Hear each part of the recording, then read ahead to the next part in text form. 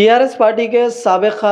IT minister KTR Tarak Rama Rao के साथ photo लेने के लिए कांग्रेस कारकुनों में जोश देखा गया। जी हाँ नाज़रीन किराम, तेलंगाना